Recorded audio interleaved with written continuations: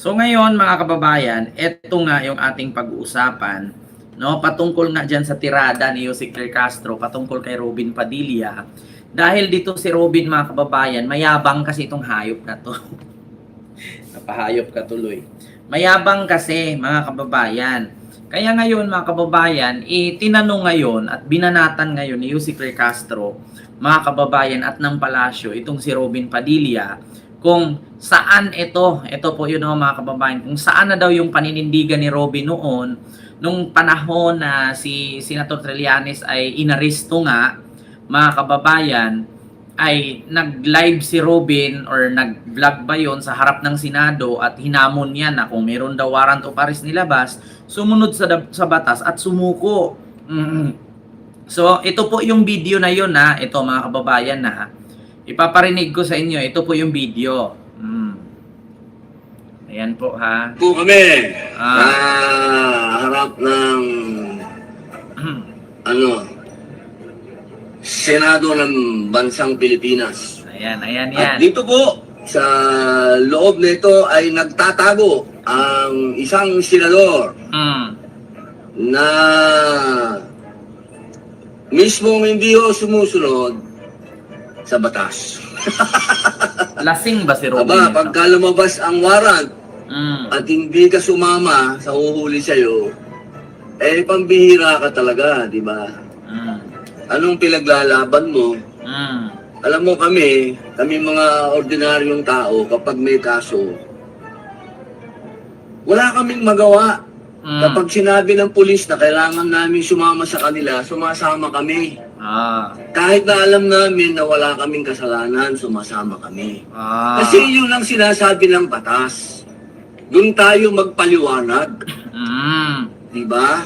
Alam mo ako, nakasuhan ako ng pagpapatayo ng paaralan. Yan yung isang bagay na hindi ko matanggap. Dahil saan naman nakakita ng kinasuhan dito sa... Robin, kung kinasuhan ka man sa pagpapatayo ng paaralan, karapatan mo yung sagutin. Pero alam namin ang kaso mo, illegal possession of firearms eh. Mundo dahil tayo ka ng paaralan. Nasa akin lahat ang dahilan para hindi ko pansinin yun, magmatigas ako. Pero hindi ako nagtago sa Senado. Hindi ako nagsumbong sa inyo. Ang ginawa ko, kung makasuhan ako, hinarap ko yung kaso ko. Kasi yun ang sinasabi ng batas. Batas? Kailangan sumunod tayo sa batas. Sa batas? Kahit na ano pang sabihin natin, kahit na butas siyang batas na yan, susunod tayo sa batas. Kasi kayo naman nang mahilig dyan magbutas ng batas eh. Ayan naman pala eh. Kayo nga dyan lahat, wala kayong amnesty dyan, no? Malaya kayo. Bahing tuloy yung pusa. Yun naman pala Robin eh. Kailangan naman palang sumunod sa batas. Kaya, na kapag meron daw warrant of arrest, ay kailangan... Nagkakamot yung aso mo? Kailangan daw... Ginastos niyo yung DAP? O meron bang nakasuhan sa inyo? Wala. Ginastos daw ang DAP or tawag ito, pork barrel scam. Meron ba daw nakasuhan? Meron naman Robin. Na which is kaibigan mo ngayon si Jinggoy. At saka si Bong Revilla. Diba? Oo. Yung iba na absuelto katulad ni Joel at ni Marcoleta. Kasi nga ang sabi nila, piniki daw yung pirma nila. Si Enrile nga, kasali si Enrile dun eh. Hindi lang nakulong kasi matanda na eh. Lahat kayo dyan? Meron bang kahit isa na kasuhan dyan sa DAP? Wala. Meron, Robin. Kasi pagpabor sa inyo, okay. Pagpabor sa inyo lahat, andyan, meron kayong anong tawag doon? May tawag kayo dyan eh. Kayo ay may immunity dyan sa loob. At pati itong mga tagasunod nyo sa radyo, imbis na sabihin na sumunod ka muna sa batas, ang gusto, parang gusto pang papuntahin ng mga tao dyan dito, sa Senado at gumawa tayo ng style dilaw uli, people power, hindi na ba kayo nagsawa dyan? Diba Robin? Diba Robin, yung mga pinagsasabi mong yan ngayon, kinakain ninyo? Dapat Robin, pinapanindigan mo yung sinasabi mong yan. Sabi mo, kapag ka nasa Senado, merong immunity. Ngayon, sabi mo, kapag ka may kinasuhan, sabihin agad people power kasi ginigipit. Ya? Sabihin agad, magprotesta. Saan? Pupunta ng EDSA. Which is ngayon, Robin, yan yung ginagawa ng mga DDS. Di ba, Robin? Yung mga binibitawan mong salita noon, yan yung hinanap ni Yussi Claire Castro at ng Palasyo ngayon. Ito. Nakakasawa na po. Huwag na kayong magtatawag na naman kayo ng mga tao, pwede ba? Magtatawag na. Mag-aaksaya na naman kayo ng mamaya dyan. Ang balita ko, dyan kayo matutulog sa Senado. Ayan na naman. Mamaya daw, dyan daw matutulog sa Senado. Which is, di ba yan yung ginawa mo? Isang araw ka dyan sa Senado, pagka kinabukasan, tinakas mo si Bato. Di ba? Ayan na. Ayan, Robin, yung lahat ng binitawan mo ngayon, kinain mo. Yung mga sinuka mo. Yung sinuka mo, ito yung sinuka mo, ito yung niluwa mo noon na kinain mo ulit ngayon. 'Di ba? Ito 'yon, Robin. Kayo ba nagbabayad ng kuryente dyan? Ang bira kayo. 'Di ba? Ngayon tatanungin mo, kayo ba ang nagbabayad ng kuryente diyan? 'Di ba tapos naman na yung Senate session, ano pang tinagal nyo diyan sa Senado? 'Di ba tapos na 'yon? Kaya nga umuwi na si Risa Hontiveros, si Gatchalian at si Pangilinan at si Bam Aquino eh. Tapos ngayon, iiyak-iyak si Pia Cayetano kasi hindi man lang daw siya kinumusta. Kung umuwi kayo ng maaga, hindi naman pala kayo nagbabayad ng kuryente dyan. Anong tinagal nyo sa loob ng Senado? Tapos questionin nyo yung mga senador na umagang umuwi, tapos naman na ang sesyon. Dapat, Robin, itong mga niluwa mo noon. Kami nagbabayad dyan. Ano ba naman yung Di ba? Kami nagbabayad dyan. Ngayon, Robin, kami nagbabayad ng sahod mo, pero wala kang kwenta. Tinakas mo pa yung pugante. Sabit Dapat. kayo dyan sa authority? Kung merong warrant talaga, ano ba naman yung sumama ka muna, pare? Kung may warrant, edi sumama. Di ba? Dapat pina-implement mo kay Bato yan. Di ba? Yung mga sinasabi mong to, dapat pinapanood mo to, Senator Robin. Dapat ni-rewind mo sa utak mo. Itatak mo sa kukote mo to, nakahihiyan ang ginawa mo. May pagani-ganito ka pa noon. Tapos, kinakain mo lahat ngayon. Di ba? Hindi ka ba nahiya? Anis, hindi ka naman gagalawin ng mga sundalo at kabaro mo naman yun. Hindi rin naman siya gagalawin ng mga pulis kasi kabaro din naman ni Bato mga pulis ngayon. Di ba? Well, hindi mo sila kaparehas kasi sila loyal sa katipunan ko. Well, hindi rin naman katulad ni Bato ang mga pulis ngayon na nagpa-implement ng war on drugs or tukhang-tukhang kasi wala naman na yan ngayon. Di ba? Tama lang naman, Robin. Kasi magdiwang kami. Ikaw magdalo ka, wala kang kasama, ikaw lang yun. Ganon din naman eh. Kami mga loyalista at kakamping matalino kami. Kayo mga DDS, mga bobo kayo eh. Di ba? Ganon lang naman yan, Robin. Pare, save the Filipino, the hassle. Robin, protect the Philippines. Huwag mong protektahan yung kapwa mo senador na kriminal. Protect the Philippines. Lagi mong pagkatandaan, Robin. Binuto ka ng Pilipino, hindi ka binuto ni Bato. At ng mga Duterte. Hindi mga Duterte ang nagpapanalo sa iyo, yung mga bumuto sa iyo ang nagpapanalo sa iyo. Protektahan mo yung tao, huwag mong protektahan yung isang pamilya lang.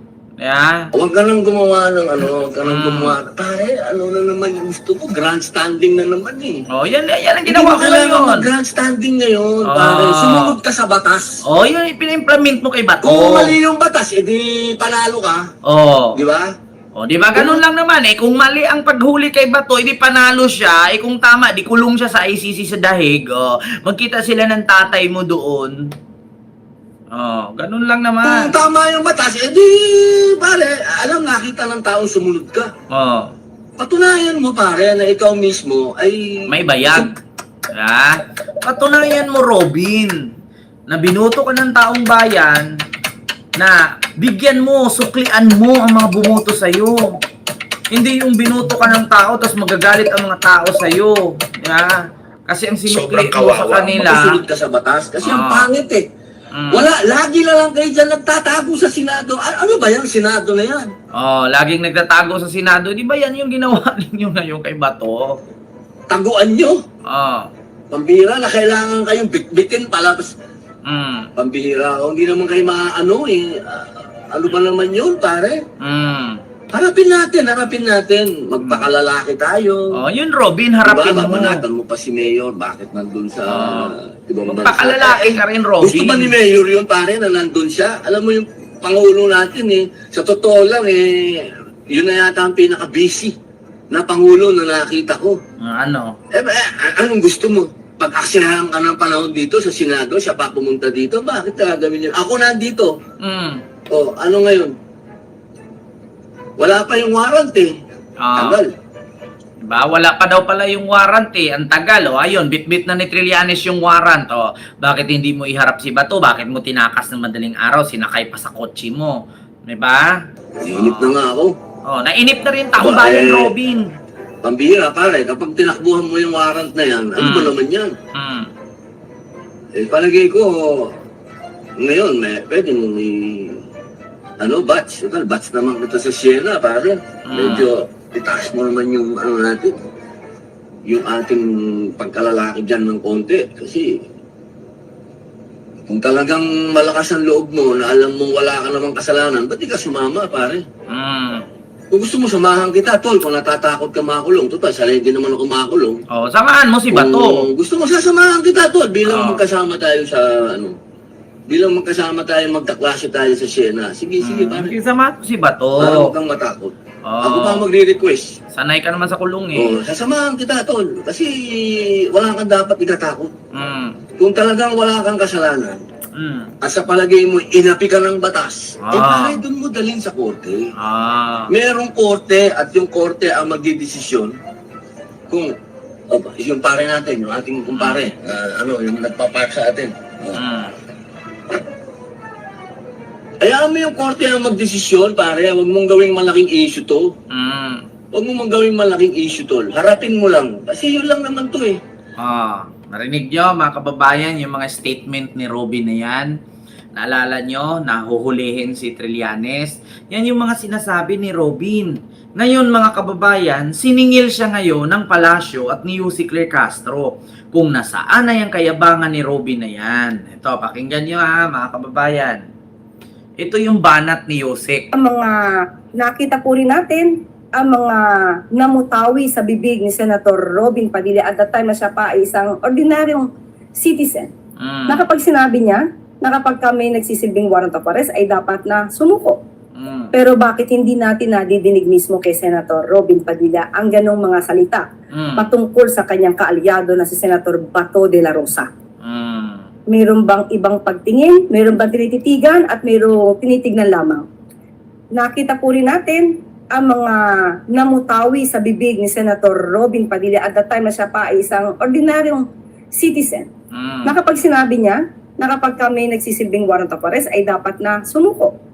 Pero bakit hindi natin nadidinig mismo kay Senator Robin Padilla ang ganong mga salita patungkol sa kanyang kaalyado na si Senator Bato de la Rosa? Diba? Mayroon bang ibang pagtingin? Mayroon bang tinititigan? At mayroong tinitignan lamang? Nakita po rin na Diba? Narinig nyo, mga kababayan? Ayun po yung buwelta ng palasyo. Makuda kasi ito si Binoy. Ang hilig kumuda, ang hilig bumanat. Ngayon, asa na yung paninindigan mo, Senator Robin? Asa na yung mga binibitawan mong salita noon, nung panahong si Senador Trillanes ay arestuhin? Sabi mo, mahiya naman, lumabas naman, harapin ang warrant, ganyan. Kung natakot, samahan mo pa sa loob. Ngayon, bakit hindi mo yan ipa-implement at isabi kay Bato? At bakit mo tinakas si Bato? Kaya ngayon, sabi ng palasyo, binatikos ngayon ni Yussi Claire Castro at ng palasyo or binanatan si Robin Padilla kung nasaan yung kanyang mga paninindigang salita noong panahong siya pa'y ordinaryong tao, no, hindi pa senador. Kaya nahamon niya kay Trillanes na kapag may warrant, sumuko. Bakit ngayon kay Bato, nung may warrant, tinago, tinakbo, tinakas? Diba? Kaya, ano yan, Senator Robin, alam mo na. Tinanong ka ngayon ng palasyo, asaan na yung paninindigan mo at yung mga binibitawan mong ganong salita? Bakit hindi mo ginagawa? Diba? Mga kababayan, klaro po ba? Mga kababayan, paki-comment dyan. Tama po ba si Yusek Claire Castro? Dapat kasi kapag ganyan, huwag kasi kayo magbitaw ng mga ganyang salita. Kasi darating ang araw, darating ang panahon, lilitaw yan eh. Di ba? Oo, lalabas yan. Di ngayon na back to you ka. Yung sinuka mo noon, kinakain mo ngayon. Yun po yun.